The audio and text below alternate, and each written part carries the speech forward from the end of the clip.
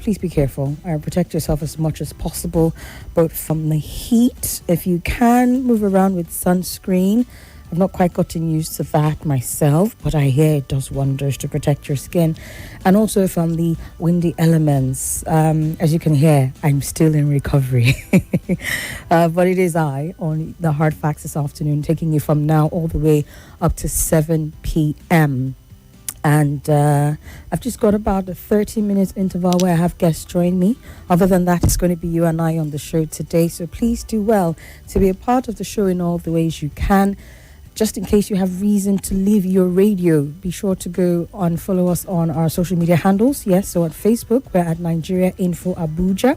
Same on YouTube as well, Nigeria Info Abuja. We're streaming right now, and the Big Three is going to be streamed as well, so you can be a part of the conversation in that way. It's a more immersive experience.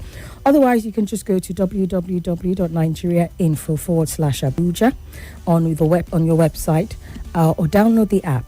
Google's Play Store and iStore. It's Nigeria Info. Once you download it, go to the top left corner and select this location, 95.1 Abuja, and you can be a part of the conversation. All right, then. I have my trusty sidekick who always runs away, but she's here with me. I'm sure just in case you're streaming, you're wondering who sat beside me. Hello, how are you, Fortune? I'm fine, ma'am. Okay, good to have you here. Thank you. For the first time in forever. All right, let's get straight into the conversations. A very quick one. I'm seeing an emergency security alert. Chimezin Wafo sent this message in asking that the Nigerian police should please check on the Paiko Kore area now. He said there's a security breakdown. Party agents are fighting and innocent people are under stress right now. So please, asking our security agencies to deploy to Paiko Kore, where party agents are reportedly fighting and stressing out innocent Nigerians. All of this in the bid to the elections, which are going to be happening on Saturday. Hopefully we're able to get INEC. I tried to get INEC to come and give us sort of like a need to know, what voters need to know going into Saturday, and we'll work towards that, see if they can come. They declined for today. I imagine that they're very busy. But in the meantime, please, let's not resort to violence. Really and truly, it's not worth the blood of any Nigerian. Whatever it is that you have, that some of these miscreants have been paid to do, it's what, Naira Kobo? It's going to finish. Please don't subject yourself to being toyed with by some of these unscrupulous elements who are paying people. Party agents breaking down. What really are they fighting about this at this stage of the election? But it's also to say that security agents need to be on the alert. Again, we're going to do our best to get INEC to come and give us a bit of a briefing so that they are not deploying these thugs and miscreants, aka party agents, on that day on election day and discouraging the good-meaning Nigerians who mean to vote and have their voices heard. So please, security agents should deploy. I don't know if INEC is listening to me right now. If you are, I hope you are. We need to know what the preparations are ahead of Saturday and how people can best prepare themselves as well. But I'll be following up on that off air. Let's get to our big three stories this afternoon, starting with what started out as a call for an arrest. Was that over the weekend? I think it was on Friday. No, it was on Thursday I shared that story. A call for an arrest and, the whole arrest scenario being truncated. And then we've just had it snowball from there. A day or two after that, we had Malam Nasir El-Rufai going on this whole spree, talking about how he had access to information that the NSA's office was planning to, or, somehow, the discussion was going on about bringing in some very toxic poison thing. And at first it was just this allegation that he was trying to bring it in. And then the next thing, we have an entire letter by Malam Nasir El-Rufai asking the NSA to explain why his office was looking to bring in such a poison. And he went, it was a full breakdown. I think it was on TV, breaking down how he was able to have access to that information, something that the DSS has been very, very quick to act on. We have a 3-count charge that has been filed against the immediate past governor of Kaduna State, Malam Nasir El-Rufai, over what they've termed his alleged involvement in wiretapping the telephone lines of the NSA, Malam Nuhu Ribadu. A claim which Malam Nasir El-Rufai actually, made no fuss about admitting that indeed he was able to have access to that information because the NSA's lines were tapped. And you think quite ballsy, right? Like, even if you had access to that information, perhaps you'd be more circumspect in how you put it out. But Malam Nasir El-Rufai said, no, let's go to town on this matter. Come out and explain. Because of time, I may not be able to take each, the sort of like the question and response and reprisal and all of that. But as of where we are today is where I'm going to take it from. The DSS has filed charges, a 3-count charge that was filed today before the Federal High Court in Abuja. And they've accused the former governor of breaching the Cybercrimes Prohibition Act 2024 and the Nigerian Communications Act 2003. The counts in the charge read that you, Malam Nasir El-Rufai, adult male, on 13th of February 2026, while appearing as a guest on Arise TV station's primetime program within the jurisdiction of this court, did admit during the interview that you and your cohorts unlawfully intercepted phone communications of the NSA, Nuhu Ribadu, and thereby committed an offence contrary to and punishable under Section 12.1 of the Cybercrimes Prohibition Prevention Act 2024. The second count reads that you, Malam Nasir El-Rufai, adults male, on 13 February 2026, while appearing as a guest on said station within the jurisdiction of this court, did state during the interview that you know and relate with a certain individual who unlawfully intercepted the phone communication of the NSA Nuhu Ribadu without reporting the said individual to relevant security agencies and thereby committing an offence contrary to and punishable under Section 27B of the Cybercrimes Prohibition, Prevention and so on Amendment Act 2024.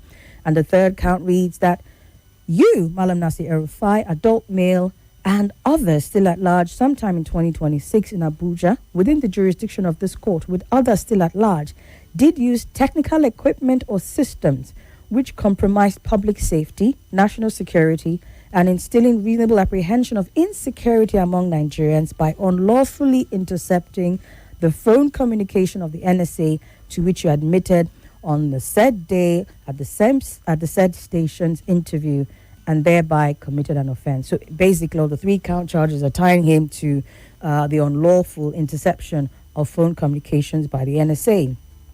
Basically, you tapped the NSA's phones. How did you do that? How could you do that? Who did you do it with? And these are the charges that are being brought against Malam Nasir El-Rufai. Now, when this whole thing started over the weekend, and El-Rufai, gave that very detailed statement of the said poison and all of that, the NSA actually responded, and this response was published yesterday, where he came out denying the procurement of the said poison. It's a thallium sulfate, highly toxic, colorless, and odorless compound capable of killing humans in small doses. And the denial was issued in response to a letter by El-Rufai, of course. And in that letter, let me just give a quick brief. El-Rufai said information available to the political opposition leadership suggested that the NSA had procured about 10 kilograms of the thallium sulfate from a supplier in Poland.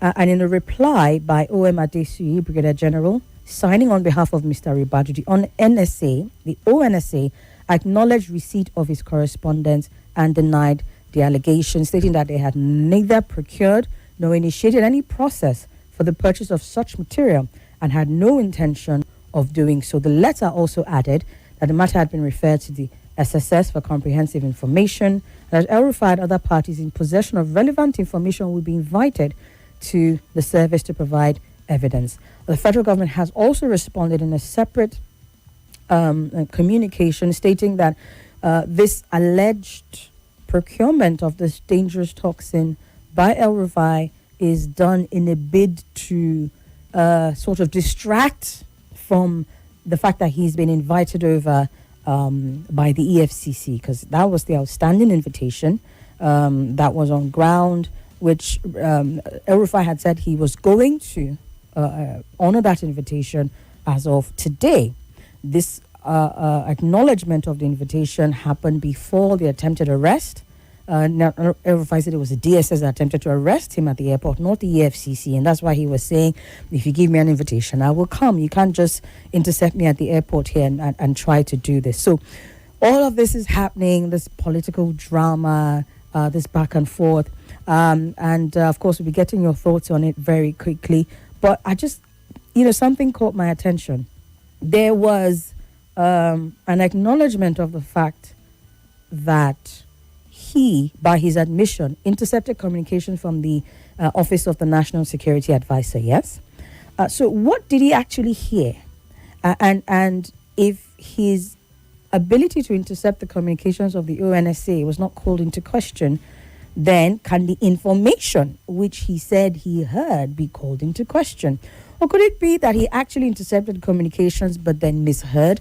Because this particular claim of thallium sulfate, the quantity of the thallium sulfate, the whereabouts of where this thallium sulfate was allegedly procured from, there's a lot of detail to that. And I know that Malam Nasir El-Rufai can be said sometimes to have a bit of an imagination, but can his imagination be this detailed? That's just what struck me with the whole communications and the back and forth. And I dare say what I said about his imagination, and we could call it into question. My even claiming he has a bit of an imagination, but I think I saw reference to a 2014 tweet. Was it a tweet or a message? I can't say specifically, but definitely Malam Nasir El-Rufai then, I think then he was alleging that he was on GJ's sniper list, but he was like the seventh person, so he can go to sleep. So he's come up with some very, very interesting claims in times past. And you will always wonder to the veracity of his information. So yes, let's just wonder together when the phone lines open up in a little bit concerning the story. Nasir El-Rufai's claim about the NSA's office, planning to, or sort of like ordering a toxin, the NSA's denial, and also the follow-up by the DSS. But we'll get to all of that after we take the other stories that will come up right after this timeout. Stay with us.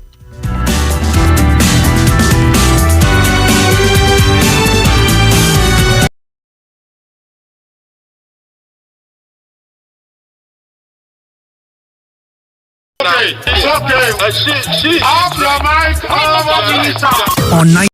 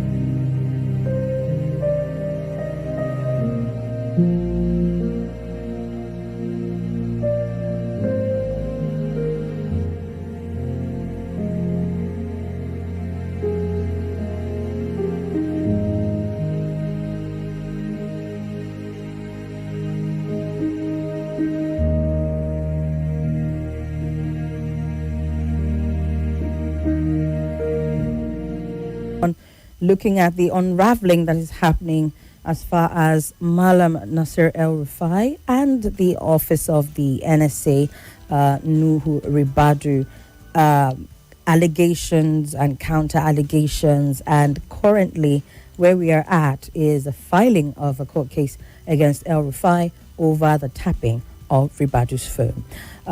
So let's look at the next one very quickly. We'll come back to what has to do with a little bit about security, but perhaps what some of us, depending on which side of the table you're on, may refer to as something newsworthy and something that perhaps may be seen as a step in the right direction as far as our state governors and their ability to manage resources, right? Let's see.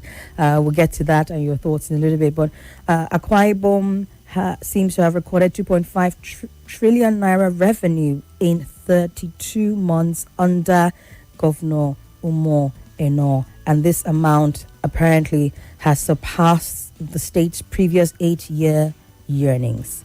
This happening as the Akwa Ibom State Governor has continued to publish skeletal budget performance reports that will meet detailed expenditure breakdowns. Yes. So yes, under the administration of Governor Umoeno of Akwa Ibom State, 2.5 trillion naira in revenue within 32 months is what they're recording. However, Premium Times did an analysis of the official financial documents and they show that this figure surpasses the total earnings of the state across the entire 8-year tenure of former Governor Udom Emmanuel's administration, plus the final 4 months of the administration before Mr. Emmanuel's, which is that of Godswill Akpabio, as when he was governor. Now, Mr. Eno was sworn in as governor in May of 2023, and data drawn from audited financial statements, budget performance reports, and Federation Accounts Allocation Committee disbursements record that between May of 2023 and December of 2025, Akwa Ibom State experienced an unprecedented surge in revenue inflows. Now, according to Akwa Ibom State's 2025 fourth quarter budget performance report, the state recorded a total revenue of 1.134 trillion in the 2025 fiscal year alone, excluding the year's opening balance. Now, this followed the 1.10 trillion naira released in 2024 as captured in the state's audited financial statements for that year. Now, for the period from July to December 2023, covering the third and fourth quarters, the state recorded 240.46 billion naira in revenue. All of this, again, sources from the 2024 Akwa Ibom State Audited Financial Statement and the 2023 Budget Performance Report as of May and June of the 2023 Federal Allocation Report. Now, because the second quarter of 2023 Budget Performance Report did not disaggregate revenues according to May and June, months already under Mr. Eno's administration, Premium Times had to rely on the FAC data for that period. Now, all of this perhaps might just be sounding like numbers to you, yeah? But I guess it's a case of, punching the calculator, right? To determine what came in terms of FAC and what they recorded as revenue, right? So when you look at 2.5 trillion naira in 32 months under Eno, you have the previous 8-year earnings, and you're looking at it and you're like, that's a lot of money.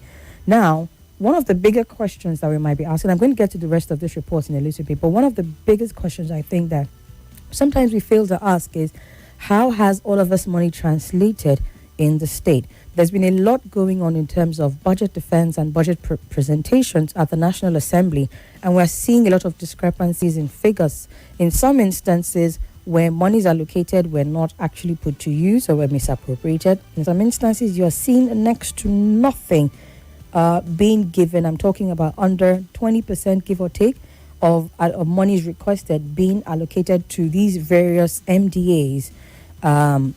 And you ask, where did the rest of the money go? Right? So I think at the end of the day, that's where the goal of this is going. But still, it does seem like a good report for Akwa Ibom State, yeah? Records show that Akwa Ibom received 24.27 billion as its May 2023 FAC allocation shared in June and 21.97 billion for June. The figures for May and June exclude internally generated revenue and the 13% derivation refunds to oil-producing states, which amount to 94.9 billion and another 106.71 billion, respectively, for the 2 months. And when you combine it with the 240.46 billion released between July and December, the total revenue for his first 8 months in office stands at 286.7 billion.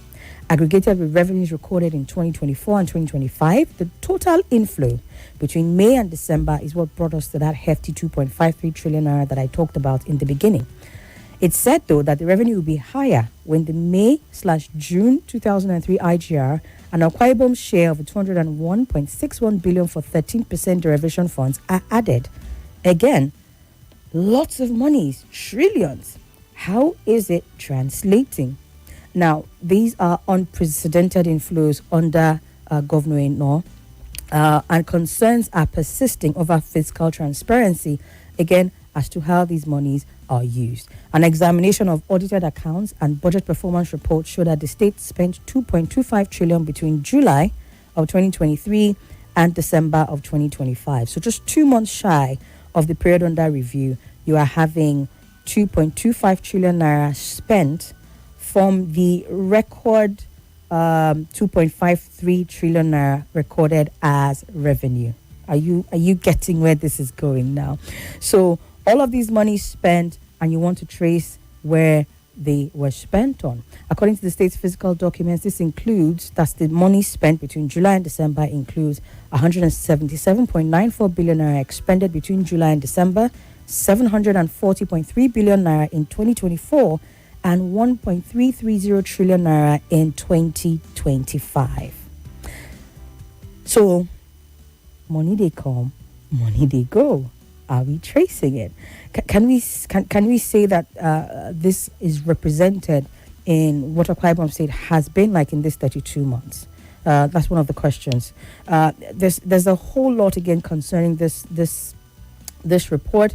Let's see, for 2025 alone, they spent 1.330 trillion naira, which is 63 billion naira higher than what Abia, Cross River, Kebbi, and Ebonyi spent altogether. So monies are coming in, monies are spent. Maybe we have people who will be able to give us some sort of confidence that we don't perhaps need to track these monies so much, because we're seeing it as in how it's being spent in the state. But yes, the Akwa Ibom State's government under Eno has consistently issued summarized 3-page budget performance reports, a practice that is said to fall short of the requirements for the Akwa Ibom State Fiscal Responsibility Law and deviates from reporting standards observed in other states of the Federation. As a matter of fact, Premium Times' recent investigation found that Akwa Ibom and Rivers State do not publish detailed budget performance reports, raising questions about transparency and accountability in public finance management. Again, we're going to open up the phone lines in a little bit, because sometimes when we are asking questions, or rather when we are trying to figure out as citizens what ways we can best contribute to our societies, track and hold government accountable, perhaps these are some of the ways that we can do it. Now, it's worthy of note that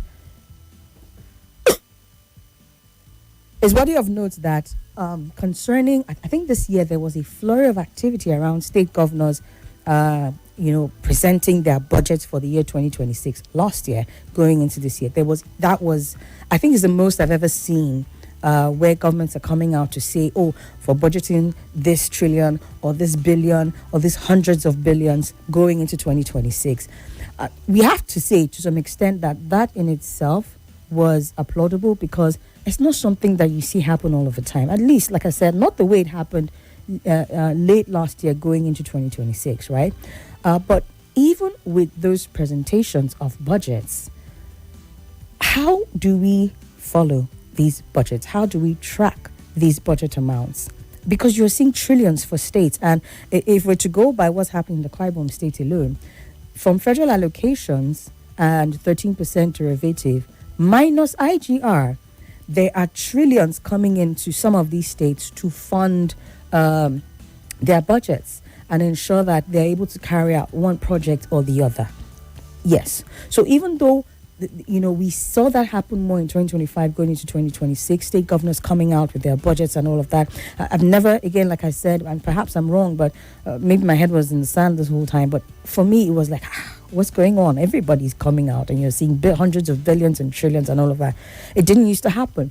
But so that's a step in the right direction. And you see information as publicly available as that. The next thing is to do what, the investigation by Premium Times now did, that now came to fault Governor Eno to say, look, there are key reporting standards that are observed across states of the federation, and you're not observing these key reporting standards.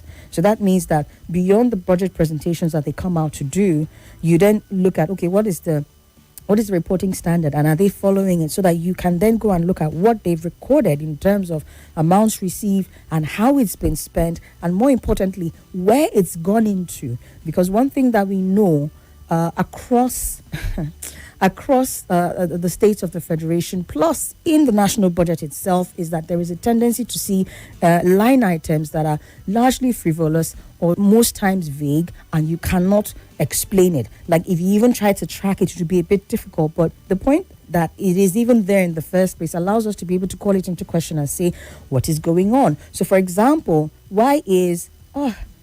it's between Bauchi and Maiduguri. I think it was Maiduguri. Why is Maiduguri, or why is any state governor at all, in their state budget, budgeting hundreds of millions of naira or billions of naira for feeding cattle and sheep, for example? That one did happen. It was in the news last week. You see frivolous line items. In some instances, the more famous of the more popularly reported line items, boreholes, street lights, and all of that, you see them accounting for huge amounts of money that you cannot you cannot make sense of, and you're trying to make it make sense, and it's not adding up, because you look at what's been done in the previous budgets with amounts that were put into those same solar street lights and boreholes and all of that, and in some instances they didn't even execute the project, and if they did, it's probably vandalized, or it's probably brought to nothing, or in some instances, as recorded by Tracker in 2024-2025 budget, you are having just fraudulent execution of these budgets across board. So, on the one hand, you're looking at Akwa Ibom State to say, look, a lot of money came into the state. Perhaps he did something. Good. 2.5 trillion naira revenue in 32 months. But then when you come back and look at how it was spent year on year, you have to ask yourself certain questions. So 2.5 trillion naira in 32 months. And then when you look at the amount that was spent, it is exceeding what came in as revenue. So where did the rest of the money coming from, and how do we account for it? Yes, this report did acknowledge in some areas that the amount recorded versus the amount spent did not include certain items, such as the IGR and the likes.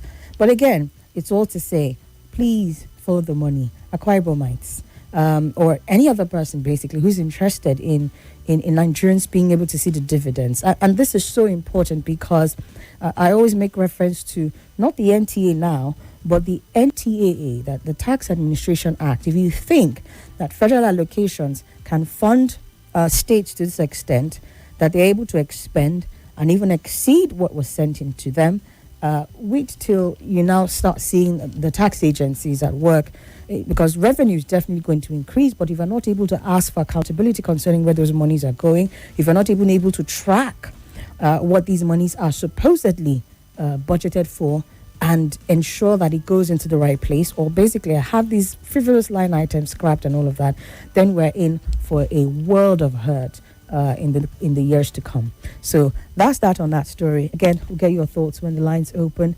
Let's touch on the last one very, very, very quickly. A bit of a security roundup, as we like to do sometimes. First of all, the concerns about the activities of terrorist groups and the likes, and those who have ties to these terrorist groups, the activities around all of that are, sort of like upgrading on a daily basis. I think last week we talked about the Religious Freedom and Accountability Act that Riley Moore was putting forward, and how some notable Nigerian names made it to the list. Well, as of today, we have another list that has come out, and I'm talking about a full list this time around, showing people, according to the US, who have these ties to Boko Haram, ISIS, and also what they call cybercrime. Cybercrime. Let's just leave it at that. But looking into the full report, let's take a look at what the conversation. Let's take a look at what the conversation is saying. Yeah. So we have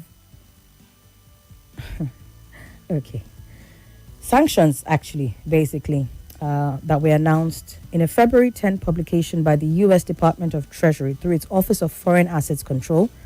And the action was contained in a 3,000-page update of the specially designated nationals and blocked persons list. Let's just call it the SDN list, which is a reference document detailing individuals and entities subject to U.S. sanctions. Now, this is entirely different from anything that Religious Freedom and Accountability Act was pushing. At least from what we understand, this is a different thing, right? Because it's the Office of Treasury, the Department of Treasury's Office of Foreign Assets that is pushing this one.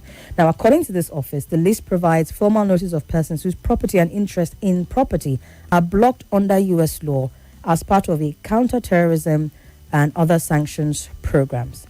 The publication, I'm reading verbatim, this publication of Treasury's Office of Foreign Assets Control is designed as a reference to providing actual notice of actions by OFAC with respect to specially designated nationals and other persons whose properties are blocked to assist the public in complying with the various sanctions programs administered by the OFAC. So these sanction programs now are not administered by anything close to Nigeria. It is the U.S. Now, among those designated, you have a Sali Yusuf Adamu, also known as Salihu Yusuf, who is identified to having links with Boko Haram. Yusuf, according to this report, was among 6 Nigerians convicted in 2022 in the UAE for establishing a Boko Haram cell to raise funds for insurgents in Nigeria. The group was found guilty of attempting to transfer $782,000 from Dubai to Nigeria. Another name on that list is a Babestan Uluwole Ademulero. Hope I got that right. Listed under terrorism-related sanctions, he was identified under multiple aliases, including Wole E. Babestan and Olatunde Irewole Shofeso. Also designated was an Abu Abdullahi Ibn Umar al-Barnawi. Of course, that name is very, very, very much known to lots of Nigerians, especially as it concerns Boko Haram. He, of course, the leader of the sect, at least one of the sects. There is also Khalid al-Barnawi, who appeared twice in the publication and was listed under several aliases, including Abu Hafsat and Muhammad Usman. A few other names as well. Now, there's an Nnamdi Orson Benson listed under Cyber 2 sanctions. That's where the cyber offenses come in and why their name is on the list. Apparently, this person targets individuals involved in the Cyber 2 sanctions. Cyber 2 sanctions targets individuals involved in significant malicious cyber-enabled activities. He also identified as holding a Nigerian passport. And then, of course, the one name there with alleged ties to ISIL, Abu Bakr Ibn Muhammad Ibn Ali Mainuki, also known as Abu Bilal al-Minuki, and designated again for ISIL. Now, under these sanctions, according to the OFAC, that is the office that is administering the sanctions, all property and interest in property of the listed individuals within U.S. jurisdiction are blocked, and U.S. persons are generally prohibited from engaging in transactions with them. And the sanctions were issued pursuant to an executive order 13224, targeting individuals involved in terrorism and terrorism financing. There are congressional recommendations that followed the OFAC report, and of course, the call for visa bans and asset freezes, which takes us back to the conversation from last week with Riley Moore and the rest of the team. So yes, the name of Rabiu Musa Kwankwaso is there as far as the congressional recommendations. Now, this is separate from the OFAC account. We talked about that last week. His name is there alongside Miyetti Allah Cattle Breeders Association of Nigeria and Miyetti Allah Kautal Hore. However, their names did not appear in the February 10 OFAC sanctions list. So that's the difference. While congressional recommendations have these names of Kwankwaso and Miyetti Allah there, the OFAC list is separate, and they've made their own sanctions, and in fact, they've carried them out already. That one is not dependent on an investigation, which the Religious Freedom and Accountability Act was calling for, with the names mentioned last week. Yeah. So that's what you have concerning that one. But the U.S. is not done. Yes, the U.S. is not done because following the conversation around 200 troops planned to be deployed to Nigeria. Word has it that as of Saturday, the first plane landed. The 200 ground troops got into Maiduguri last week.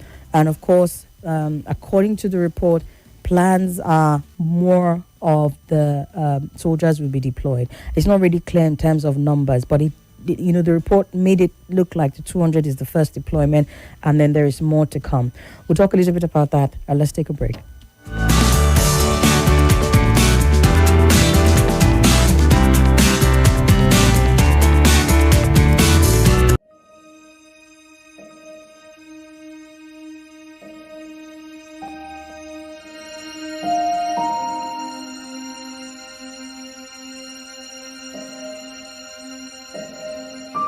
All foreign, we've got you covered.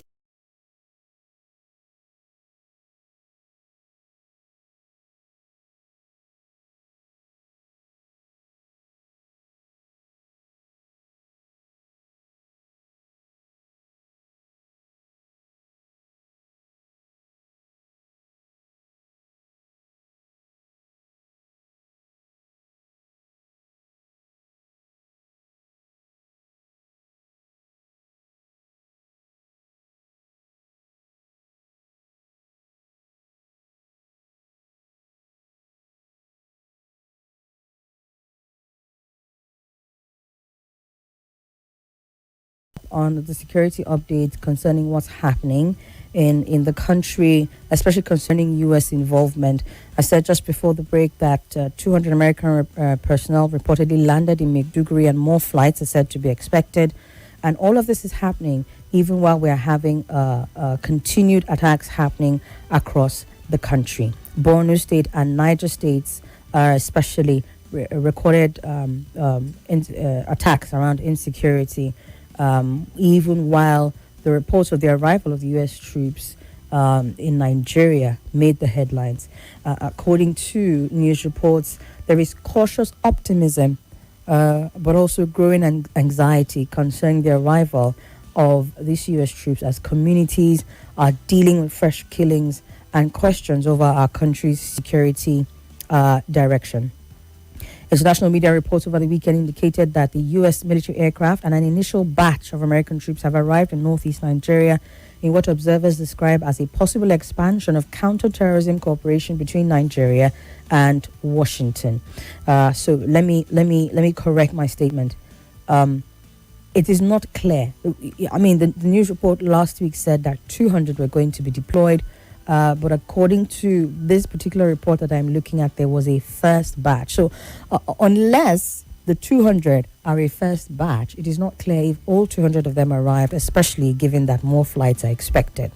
So which is where I would now call on the Nigerian government, because a lot of what's been happening since the United States actually started to follow through with DJT's threat was that there has been sort of like a follow-up kind of confirmation of what exactly is actually going on in terms of Nigeria-US collaboration or cooperation to put an end to insecurity in Nigeria. And no, we're not asking for a flight manifest or specific information on date, time, and what have you of any planned attacks to counter terrorism in Nigeria. But if we're going to keep hearing, because again, the news about the 200 troops being deployed to Nigeria first came from the Washington Post, or was it Times?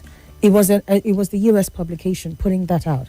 So you would expect that even if the head of AFRICOM, has information concerning what is been going on or what the plans are as far as boots on ground. Or what have you, maybe not airstrikes, maybe that might be a little too much information, but boots on the ground, for example, it will come from the Defense Ministry.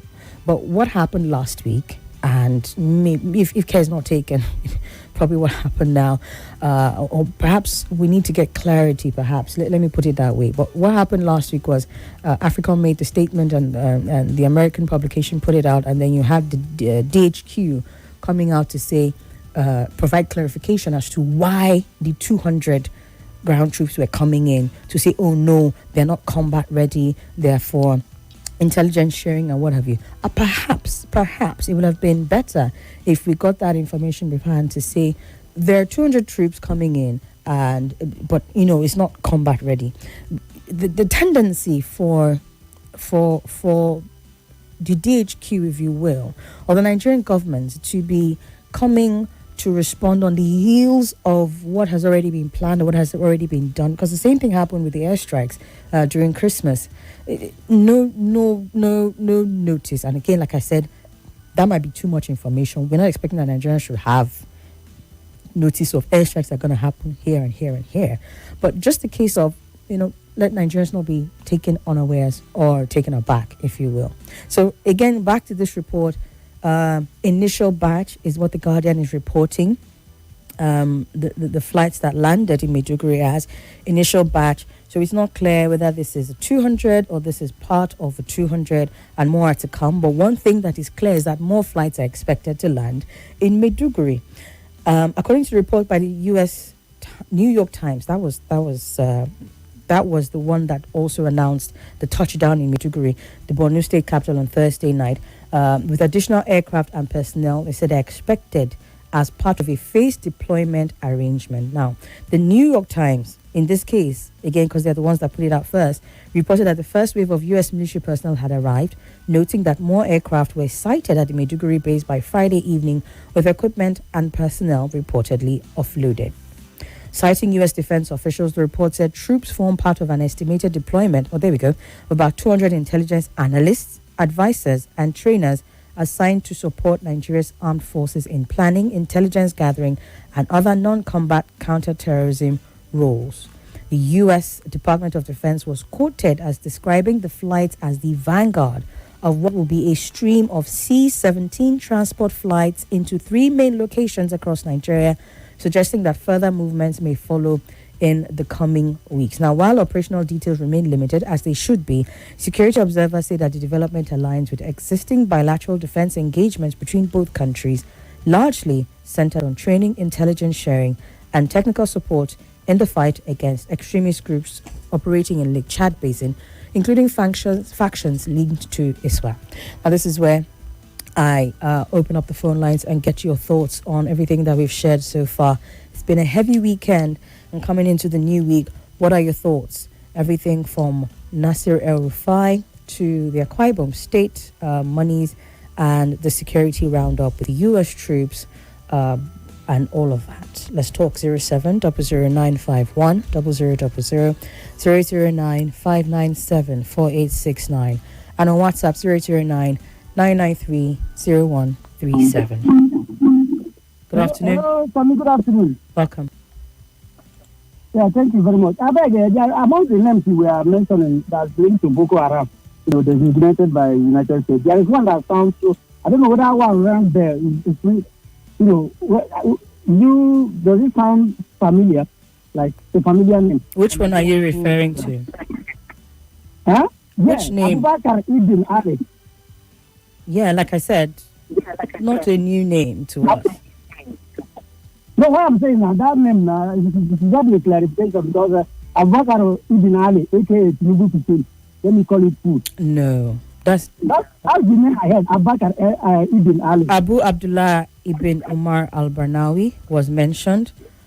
No, I know all those ones. I'm talking about Abubakar Ibn Ali. Is one of the names you mentioned. I was listening very attentively. I heard that name. You said AKA Tinubu Pikin, and I know I did not say AKA No, I Tinubu didn't put Pikin. AKA. I said, is it the same thing as Abubakar Ibn Ali, AKA Tinubu Pikin? How possibly can it be, Chris? How can it be? Understand. How can it? I did not put the AKA, so it's not the same No, thing. I didn't say you put AKA. I said I had Abubakar Ibn Ali. Abubakar Ibn Muhammad Ibn Ali al-Mainuki. That was the full name that I called. Is that clear now? Anyway, no problem. Okay. I wait now. You're from Tinubu Pikin. Make a very distance yourself from that name. Thank you so much. Hello?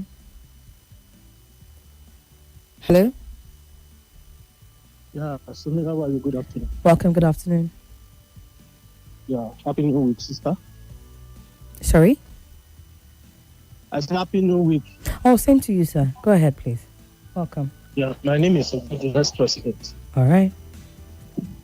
Yeah, this last story is about the arrival of the U.S. Army into Nigerian territory. Honestly, it's a news that gladdens my heart. That you can have this kind of convo between the U.S. government and the federal government in order to flush out the terrorists in our country. My prayer is that God will allow it to yield a fruitful and a permanent result.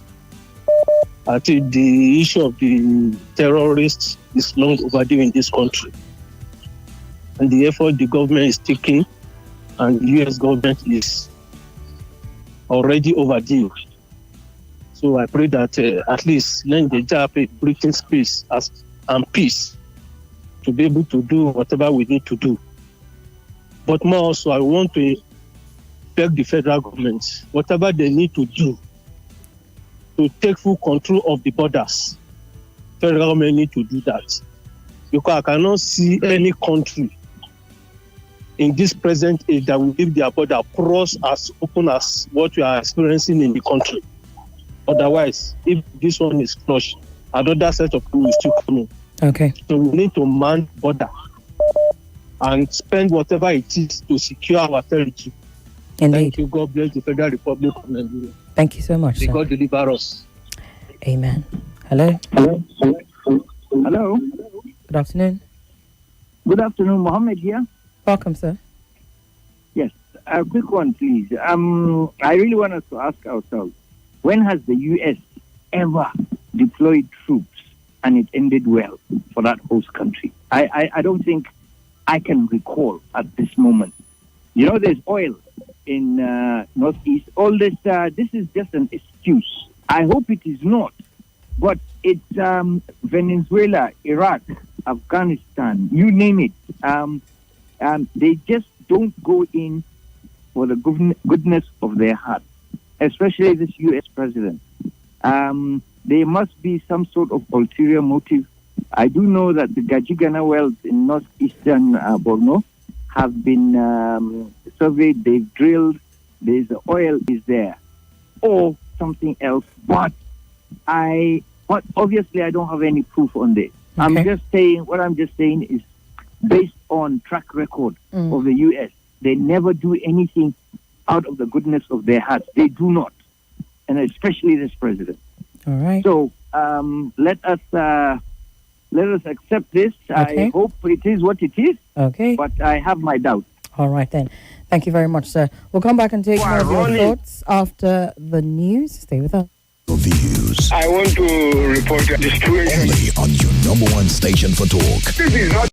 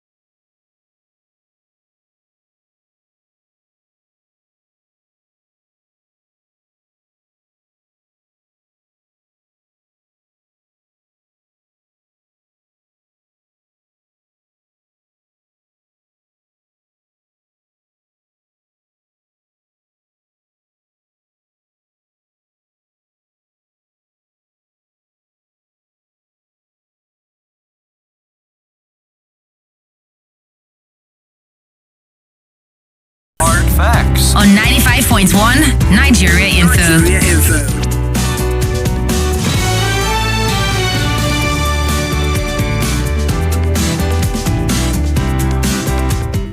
Let's get back to your thoughts and contributions. 07900 08095974869 and 009-993-0137. Good afternoon. Hello, good afternoon. Welcome. Can you hear me? Loud and clear, sir. Go ahead.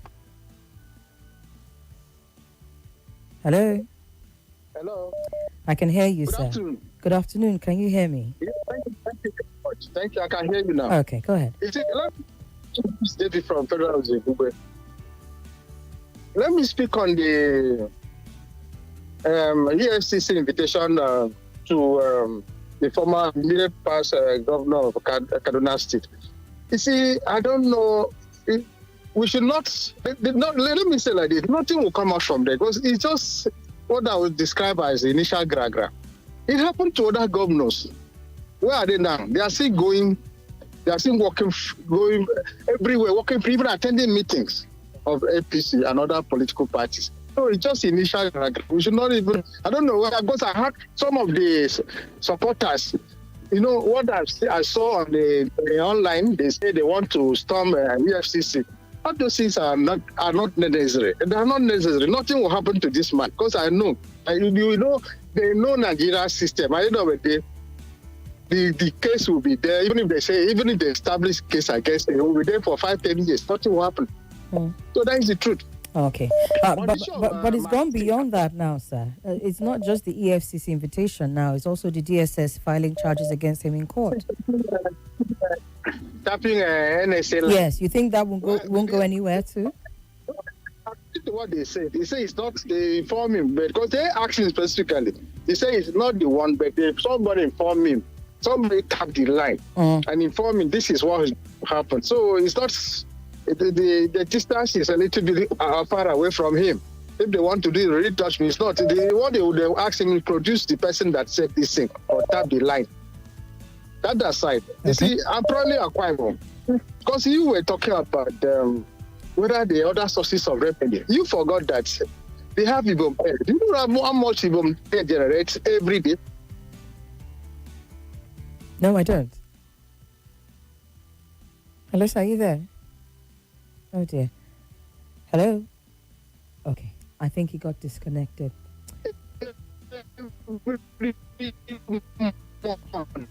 All right, sir. I'm going to need you to call me back, please. The line is all of a sudden problematic from your end. Hello, good afternoon. Hello, yes, good afternoon. My name is Victor, Airport Road. Welcome. I don't agree with the notion that America are coming to take our oil. America has the oil that they have, the next 100 years they cannot even finish it. But let me digress a little. During the Second World War, if America had not intervened, Hitler was poised to annihilate even the black race. If you read his book, Mein Kampf, I read the English translation. It was a black manifesto. Now, Winston Churchill, when Pearl Harbor was attacked, Winston Churchill, the Prime Minister of Britain, broke down and said that, yes, the world is saved. So someone should not come and start saying out there that America is coming to Nigeria. Which oil? He's allowed to say what he's allowed to say. It's okay for you to disagree, but please don't put down anybody's statements. Just make your point and go on. It's the fact, man. I love it. America should collaborate with our government. This thing is getting out of hand. Every day I stop radio, my uncle now has been killed in Adipo. So sorry about that. Burying him. So it's very sorry sad. They attacked them, the recent attack over here. My uncle was killed by headsmen. When can we continue like that? That is me. If it never happened to you, you will not know how painful the thing is. I like the Americans. Let them come. Okay. Let's get this business out of our plate. All right. All right, then. Thank you very much. Yeah. Just in case anyone wants to go off on that bender where you want to start attacking another person, please let's not do it. Disagree if you will and move on. Thank you so much. Okay. Hello? Hello, good afternoon. Good afternoon, Sami. Welcome. Thank you. My name is Gozamas. I'm calling from Idu. All right, go ahead, sir. Thank you. The coming of the U.S. Military or the United States of America's intervention of terrorist activities in Nigeria is a welcome development. But historically, as one of the contributors has mentioned, that America has never successfully, brought succor to any nation that they invade. With pretense of going to rescue those people or help them collaborate with the government to fight insurgency or terrorism. While that is true to some extent, I think the global powers dimension towards focus or approach towards terrorism is fast changing, especially with the emergence of Israel, stance against terrorism. Mm-hmm. So I believe that if actually U.S. has intention of eliminating insurgency in Nigeria, it will go a long way. But ultimately, the federal government of Nigeria needs to be up and doing. Nigeria owns the key to fight this war and not a foreign hand. It is obvious that the government of Nigeria is not interested. It's not really interested in fighting insurgency. We all bear witness to the fact that terrorists, we get people, we nab people, put them on TV, and then Nigerian government will not come for intervention. It's that bad. Okay. So if the US can come and give a helping hand, that is fine. At the same time, honestly, you could see that the Western powers, not really that, their home base is Africa. They are just foreigners. They have limited understanding of this whole cultural background and all the demands or whatever these people want. So the federal government is the one, to be in front and not a foreign hand. Thank you. All right, thank you very much. Hello? Sorry about that. Good afternoon. Hello? Sorry, good afternoon. Welcome. Thank you. How are you doing today? I'm very well, thank you. And you? Very well. All right, go ahead. My name is Emmanuel Official President. All right, go ahead. I think I'm in support of the invasion of U.S. military over the activities of these insurgents in Nigeria. It has gone beyond the power of Nigerian military as it is now, because we've not seen any 90 to 100% effort of our leaders who are in position of authority. Our military are helpless in the bush. So many of them do not have the weapon to face these guys. And you see these guys having sophisticated weapon more than our military. I don't know if you have ever heard of that. Somi? I have. Go ahead, sir. Okay. You see that the lives of the military officers who have come to face these guys are also in danger. Since they cannot fight these guys, how sure are we the common people on the street are saved? So for me, even if America is interested in anything related to oil, crude oil, whatsoever in Nigeria, let them just come and make peace in this country first.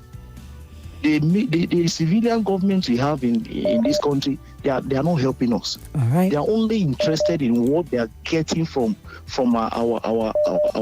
the God-given resources. It's unfortunate. All right then. Thank you. Thank you very much, sir. Let's take a voice note. Good afternoon, Sister Somi. My name is Daji Shunamai from Gidamangoro. I am a concerned Nigerian. My take is on El-Rufai and Malam Nuhu Ribadu's importation of poisonous substance. Allegedly. Fellow Nigerians, At a time when draconian governments across the globe are facing accusation of killing opposition figures with poison, a former government insider came out to publicly accuse your own government, a government you yourself know to be utterly and infinitely anyhowness, of importing a highly dangerous, colorless and odorless poison, thallium sulfate, be waiting that they call themselves, into your country, which is about to conduct a general election, and you, a citizen of that. Oh dear. Okay. That country who has spent the past 3 years at the merciless mercy of that government, rather than demand a robust explanation response from the accused, you are focused on telling us how the accuser is a dangerous person. So if the accuser is a dangerous person, does that absolve the government of its responsibility to be accountable to the citizens in this particular case? Now, for some of us, or is it that you people do not know that the poison in question is basically a chemical weapon which ordinarily shouldn't even be publicly mentioned due to its catastrophic effect if deployed? I mean, Nasiru El-Rufai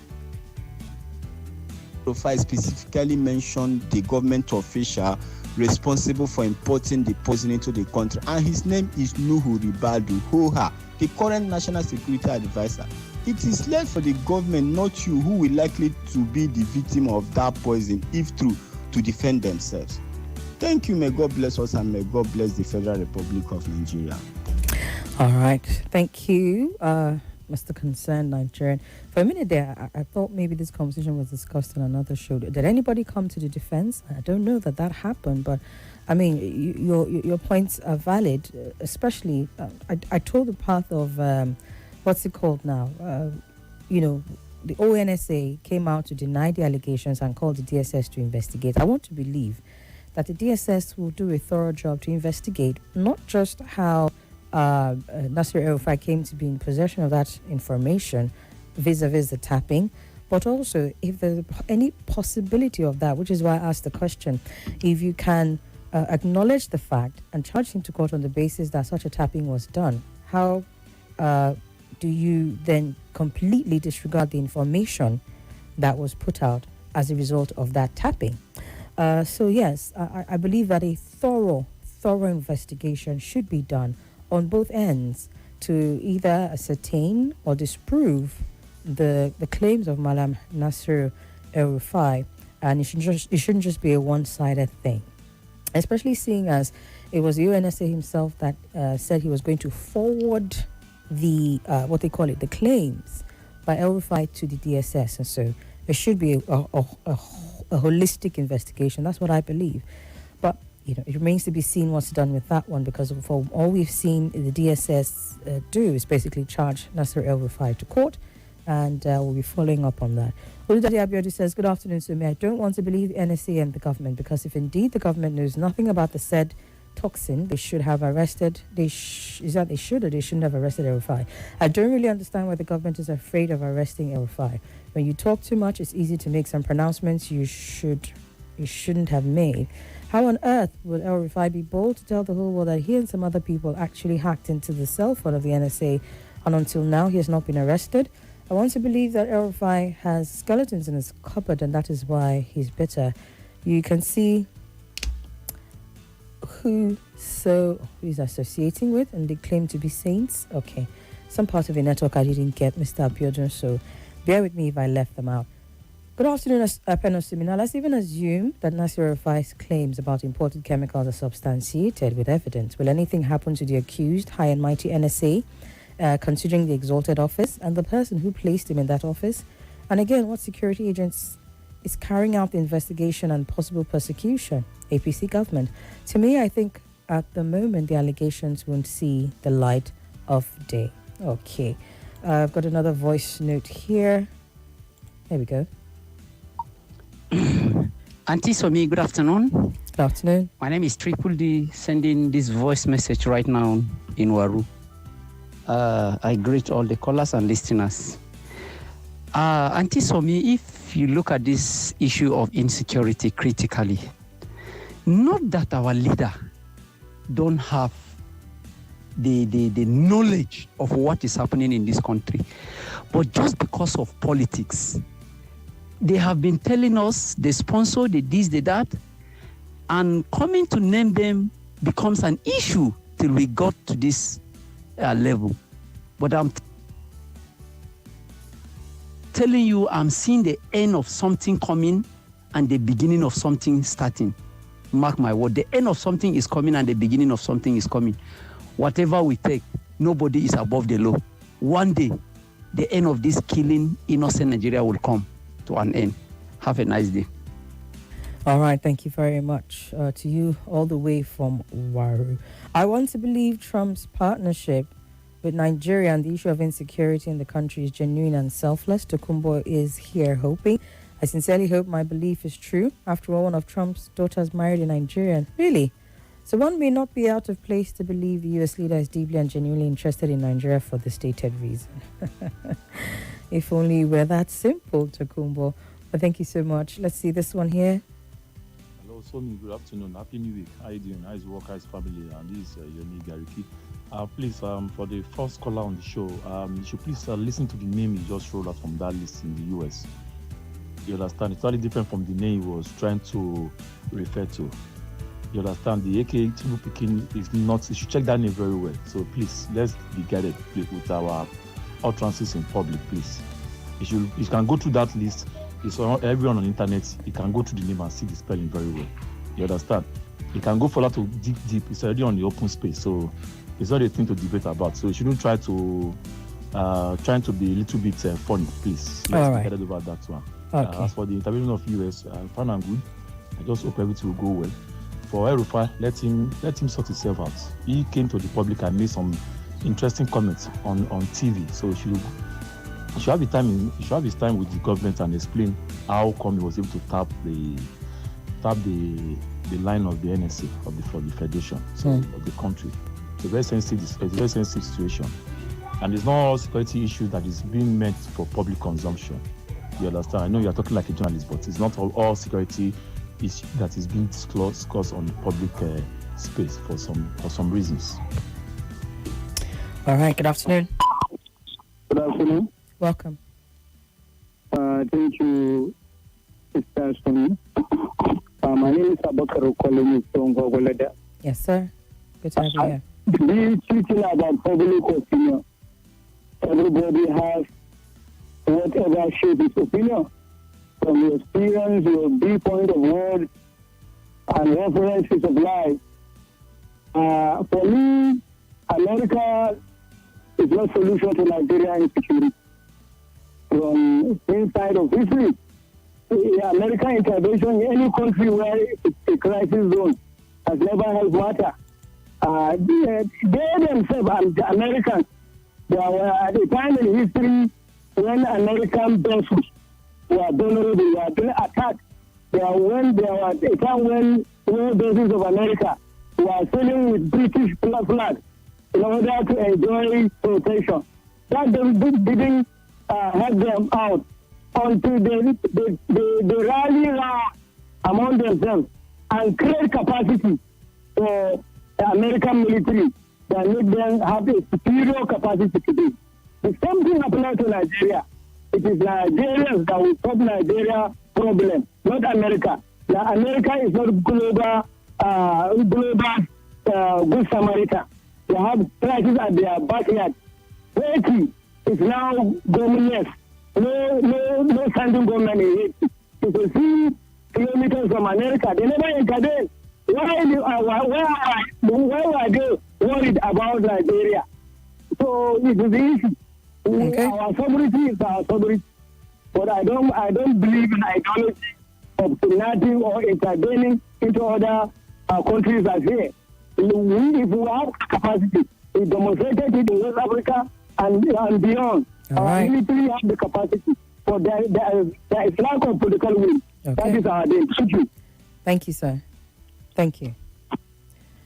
On Facebook, El-Rufai says, good day. Please, the DSS and Tinubu's watchdogs will only make El-Rufai more popular, as we know the charges against them are false and political. By the way, he says, the innocent citizens of Zamfara State have protested and are still crying that Matawale, the current Minister of Defense, The current Minister of State for Defense is the sponsor of Turji, the deadliest terrorist leader responsible for kidnapping in Zamfara and the entire northern Nigeria. Please, why hasn't the DSS invited him? Well, maybe we can make room for one or two other calls, but we have a commercial break to go for. Let's pay those bills, come back, and then we will wrap it up on the big three for this afternoon.